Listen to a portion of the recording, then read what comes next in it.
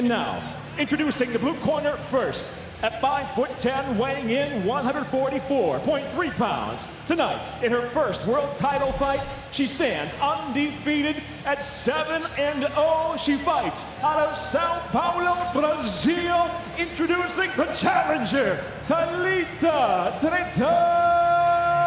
Nogueira. And across the cage, the champion tonight fights out of the red corner. At 5'8", weighing in 144.1 pounds. Tonight, in her second title defense, she enters with 11 professional victories, 2 defeats. From Port Moody, British Columbia, Canada, presenting the defending Bellator Women's Featherweight World Champion, Julia the Jewel Budd. And when the bell rings, the referee in charge of the action, Jason Herzog. Third time for Jason Herzog refereeing a Julia Budd fight. There were no final questions from you, Red. No final questions from you, Blue. Go to your corners, come out, ready to touch. Let's fight.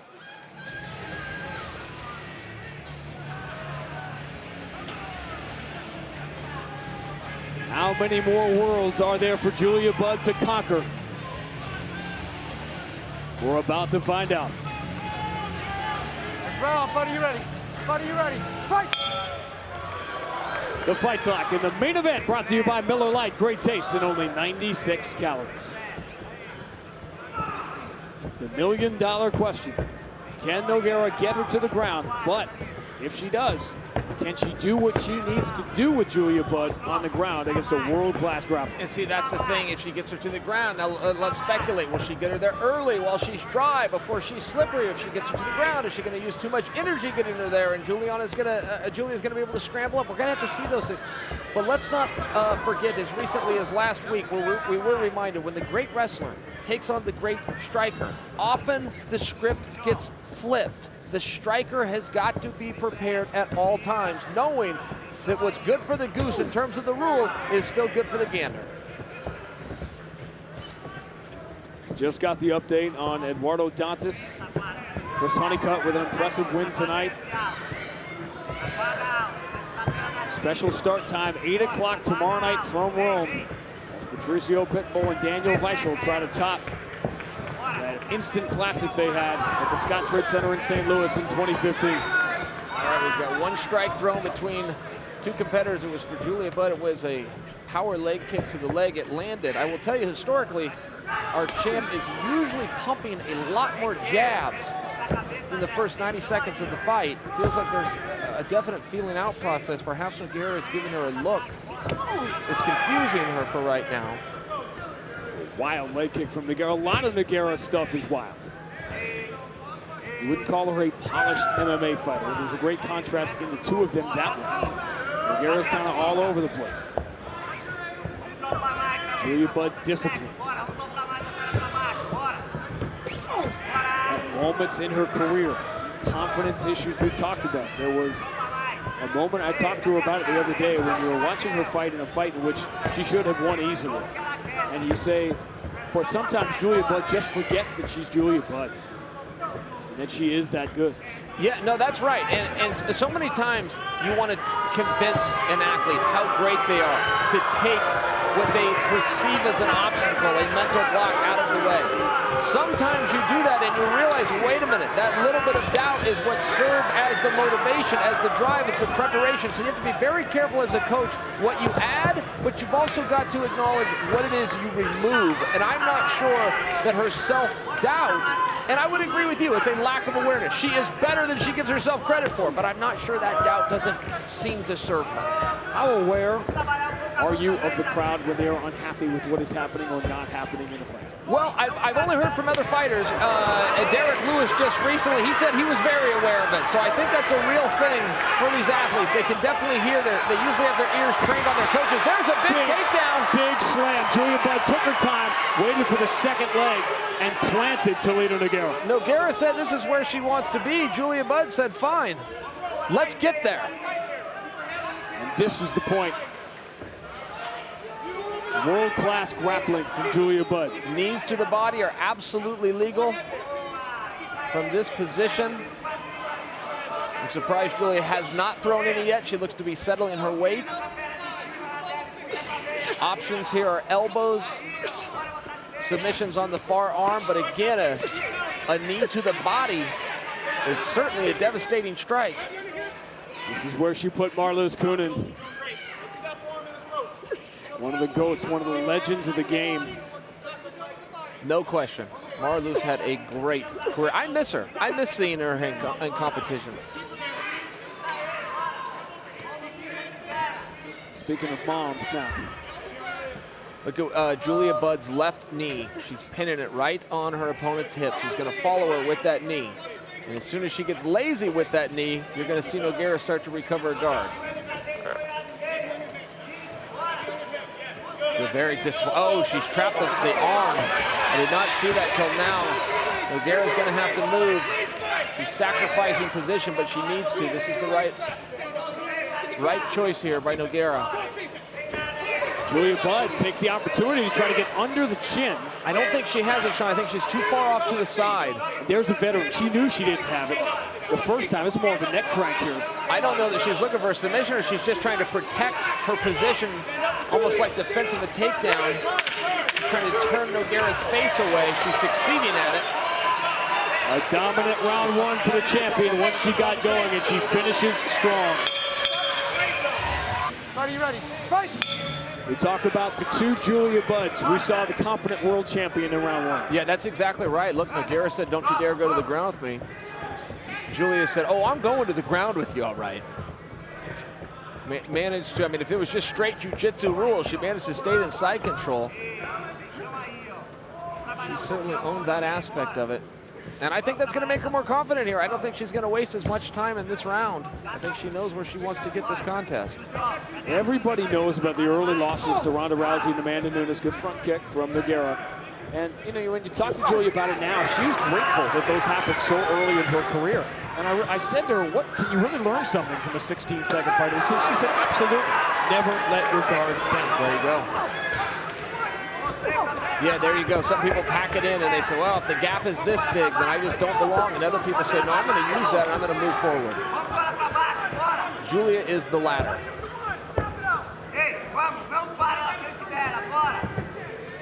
I'm still confused just slightly by what Nogueira's plan is here.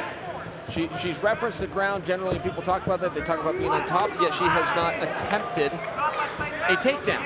She hasn't attempted a clinch.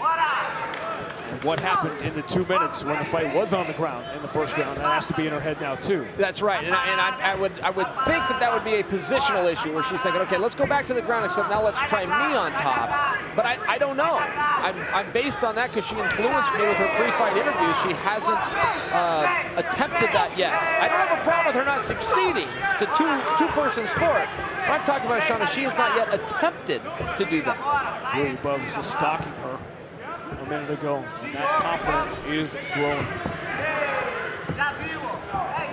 No doubt about it. We don't talk about Jermaine and Random. It's funny, we talk about the losses because they stand out because of who they were, but you don't talk about the wins, which is everybody else that she has fought. Does she have a win over the Iron Lady? She does. You are right. I am guilty of what you just said. I knew her losses. I did not know she had beat the Iron Lady. Most people do. That is impressive. And let's call it what it is. This is not a division chock full of worldwide contenders. Julia Budd has run the table here. Yeah, she has. And Scott Coker gets a lot of credit, as he deserves, from the media and the fans for his building of his female divisions. Julia Budd is absolutely dominating this position. Look, she's got the underhook shot, but you also need to notice, look where her head position is. She's now turning Nogueira's head away, and that's why Nogueira's not able to move from here. She's going to do it again on this. Oh, did it right there. Just lowered her head, put the forehead right on the cheekbone, and drive. It's been a clinic for 8 minutes.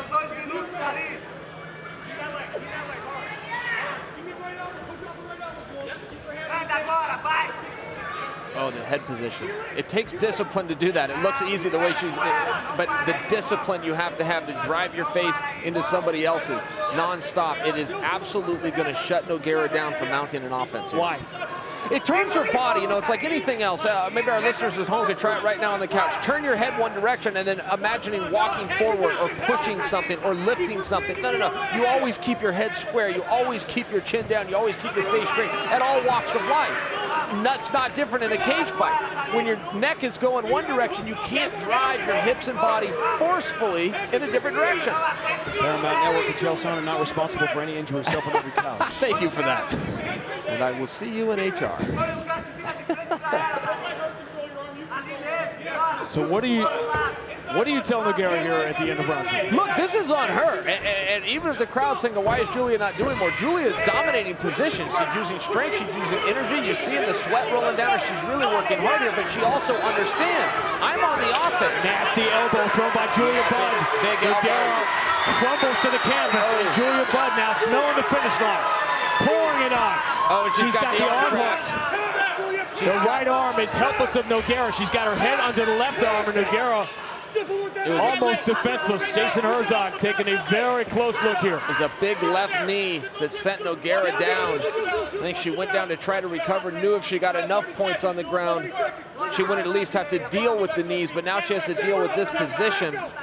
Oh, the arm's trapped again. You know, we used to call that position the Salvary because Ivan Salvary made that famous. But it's just devastating. I don't think Julia Budd is going to be able to get a stoppage here, but she can rack up some points. Talita Nogueira hanging on, and I mean hanging on for dear life here as we reach the end of round 2.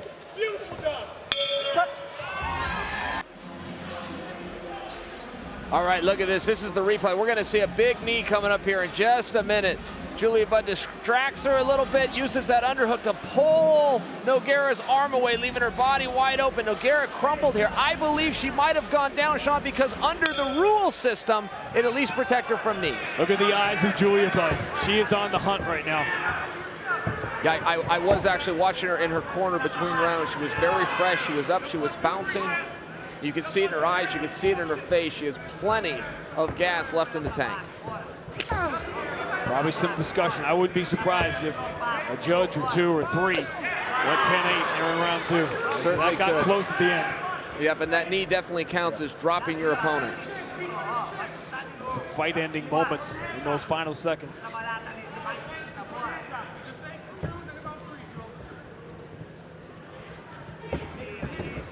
The world champion at the top of her game, in the prime of her career right now.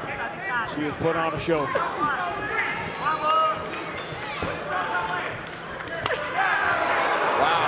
Devastating feeling when everything that has worked for you to get here is no longer working, and here comes the champ again. And look at that head position. She just drives her into that fence.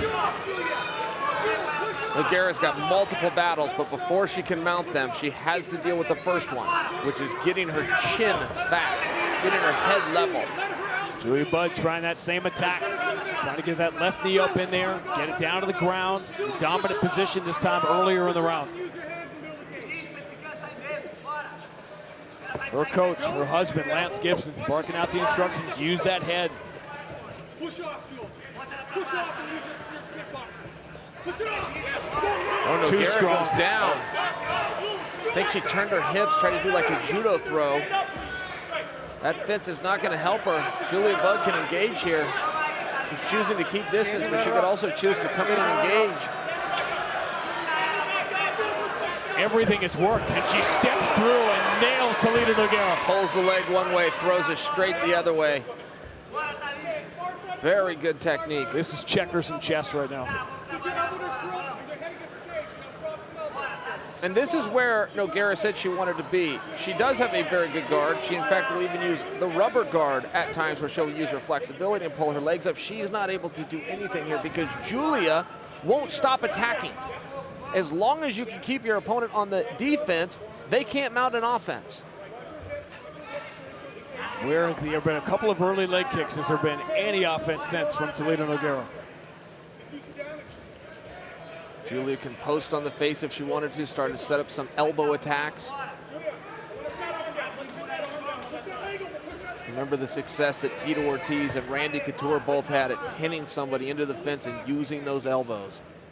Well, it really looked like Tito Ortiz in a similar spot was going to get Liam McGeary in that world title fight, and then Liam caught him. Got the submission. Nogueira, desperation attempt, not even close. Now, that was actually a great defense by Julia Budd. As simple as that looked, when she thought her leg was... Oh, these are big shots. Very big shots. When she thought her leg was going to be manipulated there, she just stood up and changed the position. Just said, okay, let's start over from scratch. Now she's re-engaged. Okay, big pressure here again.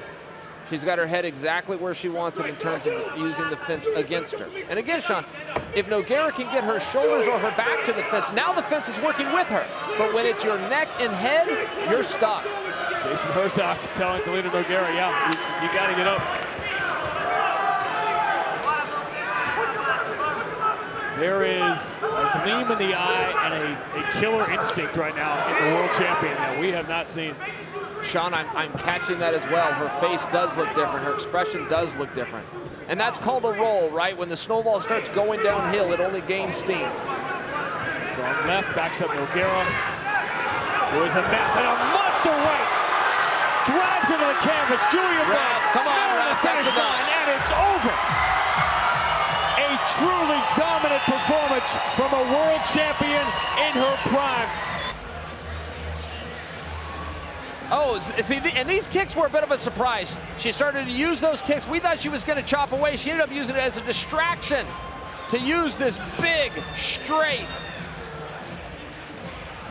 leg kick, distraction, boom, to the setup. That put Nogueira down. That was the beginning of the end. Look, I really thought that Nogueira was valiant tonight. I do feel compelled to include that to you. She was plenty tough. She never showed her skills, though. She simply never got going. Not because she came in unprepared, because Julia Budd was a step ahead, because she was relentless, because she was distracting, bothering, annoying, and attacking at all times of this fight. A symphony of violence conducted perfectly and flawlessly by Julia Budd.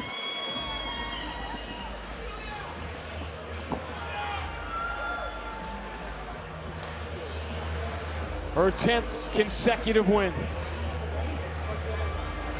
Each one now almost becoming more impressive than the last. And for Talita Nogueira, that almost defined Hart. She was on the wrong end of this from the very start. A second successful title defense for Julia Budd that Michael C. Williams will make official. Ladies and gentlemen, inside the Bellator cage, referee Jason Herzog steps in, waves off the contest due to unanswered strikes. Official time, 4 minutes, 7 seconds into round number 3. The winner by TKO and still Bellator Women's Featherweight World Champion, Julia the Jewel Budd. The champ, after another dominant performance, is with jail. Well, congratulations, Julia Budd. You know, are we neighbors, by the way? I've known your husband for 20 years, but I didn't know that you guys were married. How are you, buddy? Nice to see you. And congratulations. Are you tired yet of hearing, and still at the end of your fights? Never. I'll never get tired of hearing that.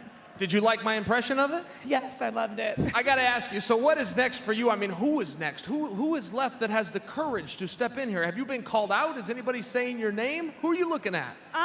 In my division, the one that I'm most excited about is Sinead Kavanagh. I don't know where she's at or if she's fought or fighting recently, but I'd love to fight her.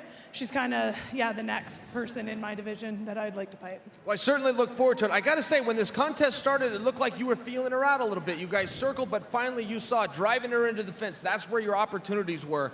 Am I right? Did I see this correctly? Exactly. I had to stay patient. I got 25 minutes to work, and I knew I was going to finish it by the end of the 3rd round.